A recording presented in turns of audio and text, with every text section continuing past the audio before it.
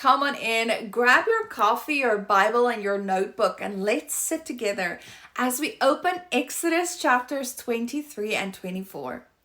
We have seen God give the Ten Commandments and start laying out practical laws for justice and daily life. Now, He expands them even more, showing Israel how to live as His people in a broken world. Come sit right next to me. I am so glad that we are here for this. In chapter 23, God keeps building on His law with rules about justice and mercy. He says, don't spread false reports. Don't help a guilty person by giving false testimony. Don't follow the crowd into doing wrong. Don't twist justice to favor the poor just because they are poor, or the rich just because they are rich.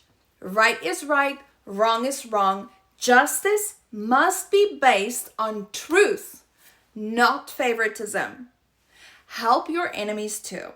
If you see your enemy's donkey struggling under a load, don't just walk away. Help lift it. Show mercy even to the one who hates you. Jesus taught the exact same thing later in the story of the Good Samaritan in Luke 10 verse 30 through 37. Love your neighbor even if it's hard.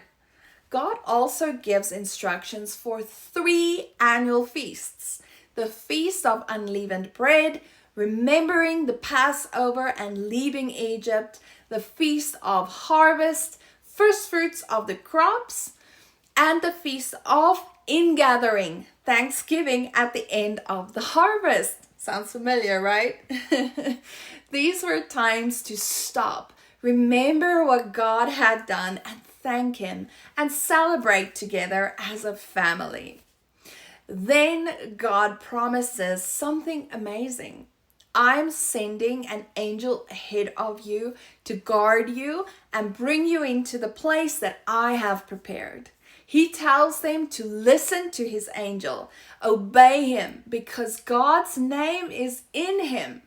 If they do, their enemies will be driven out little by little, not all at once, so the land doesn't become empty and wild animals don't take over.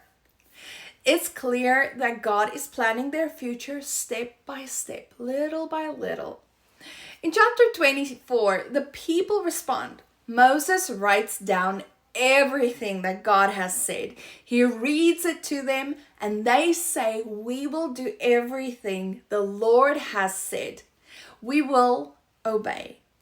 Then Moses builds an altar. He offers sacrifices, sprinkles blood on the people and the altar as a sign of the covenant. He takes Aaron, Nadab, Abihu, and 70 elders up the mountain. They see God, something like a pavement of sapphire under His feet, clear as the sky, and they eat and drink in God's presence. The covenant is sealed with a meal, a shared table, showing relationship and commitment. Friends, these chapters show us God's heart, justice that's fair, mercy that reaches even enemies, worship that remembers His faithfulness, and a call to obey Him fully. He warns against gossip and slander. It hurts families, tears communities apart, and it twists justice. As God's children, gossip and slander have no place in our lives. We should stop it when we hear it and speak words that build people up instead. Ephesians 4:29 says, "Don't let unwholesome talk come out of your mouths, only what builds others up." We are also warned not to worship the gods of the nations around us. It's easy to be pulled in by the world's ways, wanting to fit in, chasing after material things, dead idols. But God calls us to be separate, to worship Him, the true and living God. Romans 12:1-2 says, Offer your bodies as living sacrifices, your true and proper worship. And don't conform to the pattern of this world, but be transformed by renewing your mind. God's law required Israel's consistent cooperation, persistence, and patience. The same applies to us today as Christians, surrendering to God and obeying Him as a daily choice. It takes cooperating with Him, persisting in faith, even when He seems silent or when trials hit hard. Choosing to obey stretches us, but it also grows our relationship with Him. Micah 6 verse 8 says, "Act justly, love mercy, walk humbly with God." Jesus summed it up in Matthew 22 verse 37 through 40. Love God with all your heart, soul, and mind, and love your neighbor as yourself. On these two hang all the law. Let's live this out. Speak life, show mercy, stay faithful day by day.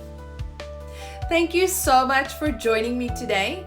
If these chapters stirred your heart to obey God fully or to love mercy more deeply, would you share the video with a friend? God willing, I will see you tomorrow for the next chapters. And until then, keep walking humbly with God. You are deeply, deeply loved. Shalom, shalom.